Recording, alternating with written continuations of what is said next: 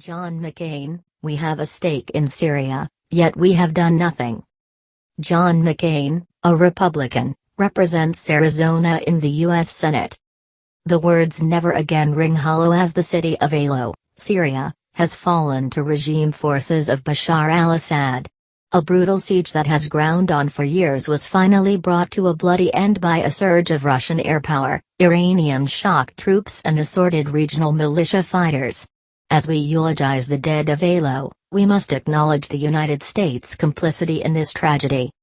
President Obama speaks of the need to bear witness to injustice. He did little else for Aleppo.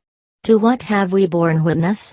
To the use of smart bombs to target women and children, hospitals and bakeries, aid warehouses and humanitarian convoys. To the development and popularization of barrel bombs, oil drums packed with shrapnel and explosives, dropped indiscriminately from aircraft to kill and maim as many civilians as possible.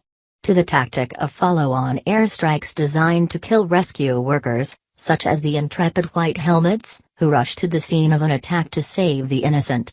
And now to the busloads of refugees pouring out of Aleppo and the tens of thousands left behind to the tender mercies of the Assad regime and its Russian and Iranian allies. Obama has borne witness to all of this, and more, and done nothing to stop it. As with past atrocities, Aleppo's destruction inspired much high-minded talk and the illusion of action. Endless meetings in the gilded palaces of Geneva and Vienna and elsewhere. Red lines drawn and transgressed with no consequences. Statements like this: should we really accept the notion that the world is powerless in the face of a Rwanda, or Srebrenica? The president asked the UN General Assembly in 2013.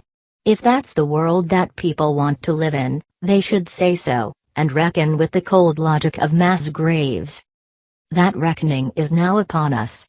The mass graves are before us, and the name Aleppo will echo through history, like Srebrenica and Rwanda, as a testament to our moral failure and everlasting shame.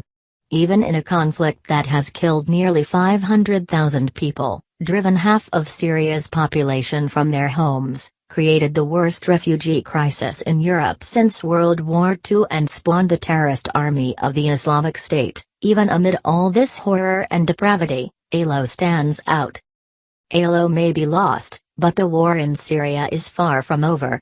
It will likely get worse as the Assad regime, Iran, Russia, Turkey, the Kurds, the Gulf states and others intensify their fighting over what is left of Syria's carcass. The United States still has a choice to make.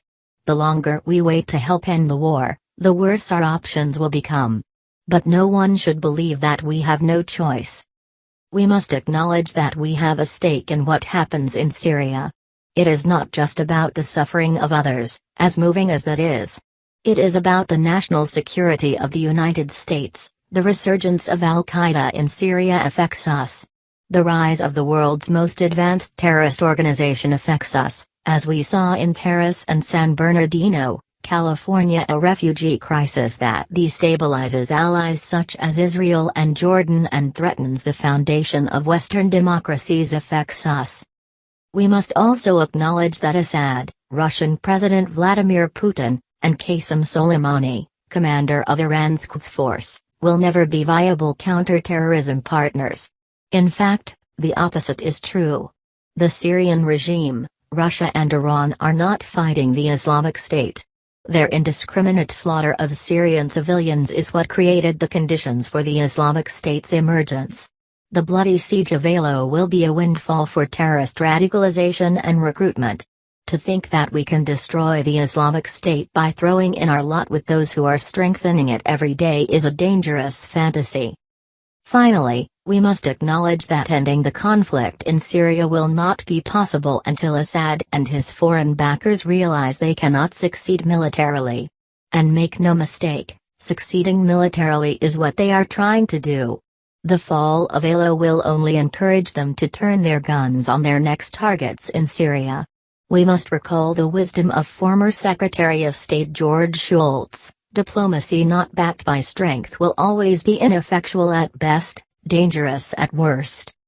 Just because America cannot stop every horror in the world, does this not absolve us of the responsibility of using our great power to end the worst injustices where we can, especially when doing so would benefit our own interests and make the United States and our partners more secure? We do not need to become the world's policeman to defend our interests. But we cannot wall ourselves off from the chaos of our dangerous world. And if we try, the instability, terror and destruction at the heart of that chaos will eventually make their way to our shores.